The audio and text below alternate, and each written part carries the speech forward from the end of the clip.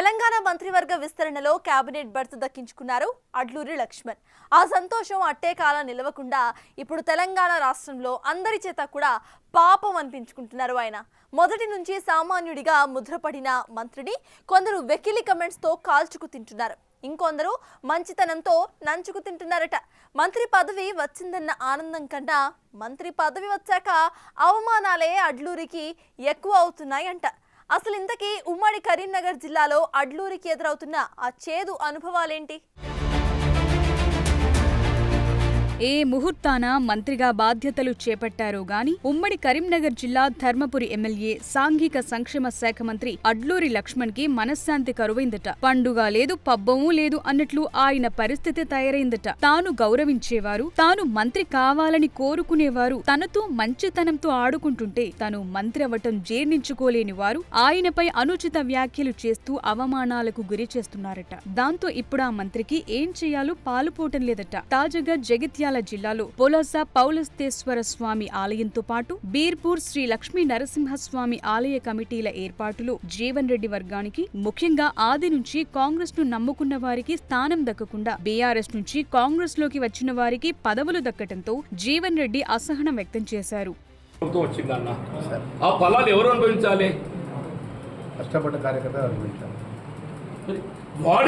అంటున్నా 10 ఏళ్ళు ఏదైతే మమ్మల్ని అరిగోత పెట్టుకుని ఏదైతుందో ఇవాళ మళ్ళీ ఏదైతున్నదో మళ్ళీ మాది పెత్తానని చెప్తా.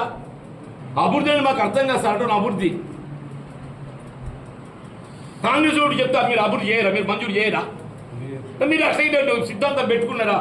ఓన్లీ పార్టీ ఫిర్యాదుదారు చెప్తే నేను పని చేస్తా అని చెప్పని పెట్టండి, బోర్డు పెట్టండి. పార్టీ ఫిర్యాదుదారులకి అవకాశం, ప్రతిపాదన. అట్లయినా కాంగ్రెస్ పార్టీ పెట్టుకున్నది ప్రభుత్వం. తనను గడియకింత హలాల్ చేయకుండా ఒకేసారి చంపుకు తినండంటూ తన ఆవేదనను మంత్రి అడ్లూరి ముందు జీవన్ రెడ్డి వ్యక్తపరిచారు. ఆ రోజే కాంగ్రెస్ ను వేడదామనుకుంటే శ్రీధర్ బాబు మీరే ఆపారంటూ ఇద్దరు మంత్రులను టార్గెట్ చేస్తున్నారు. జీవన్ రెడ్డి వర్సెస్ జగిత్యాల ఎమ్మెల్యే సంజయ్ కుమార్ మధ్య జరుగుతున్న ఆధిపత్య పోరులో ఎవరి వైపుండాలో తేల్చుకోలేని ఓ అయోమయ స్థితిలో మంత్రిగా, జిల్లా కాంగ్రెస్ అధ్యక్షుడిగా అడ్లూరి పాత్ర అడకత్తెరలో పోకచెక్కలా తయారైందట. తనను మానసికంగా ఇబ్బందులకు గురి చేస్తున్నారంటూ జీవన్ రెడ్డి చేసిన వ్యాఖ్యలపై స్పందిస్తూ ఎవరైతే మీకు ఇబ్బందికరమైన నిర్ణయం తీసుకున్నారో ఆ పాపం వారికే తాకుతుంది సార్ అంటూ అడ్లూరి అన్న మాటలు కూడా ఆయన ఎవరి గురించి ఆ కామెంట్స్ చేసి ఉంటారనే చర్చకు తెరలేపింది.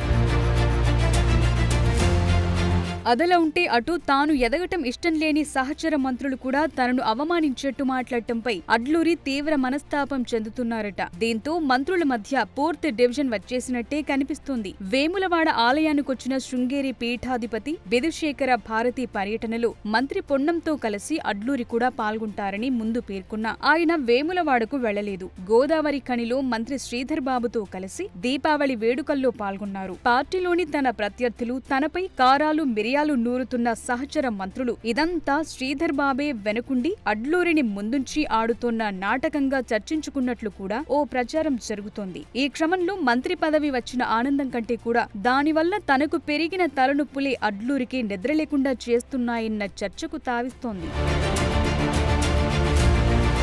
కరవమంటే కప్పకు కోపం, విడవమంటే పాముకు కోపం అన్నట్టుగా ఇలా జిల్లా పార్టీలోని 4-5 గ్రూపుల మధ్య అడ్లూరి పరిస్థితి మద్దెల దరువులా మారిందంటున్నారు. దీంతో తనకు తానే లోలోపల ఆయన మదనపడిపోతున్నారట. తన ఎదుగుదలకు మొదటి నుండి అండదండగా చేదోడు వాదోడుగా ఉన్న జీవన్ రెడ్డి వ్యవహారంలో ఎటూ తేల్చుకోలేకపోతున్నారట.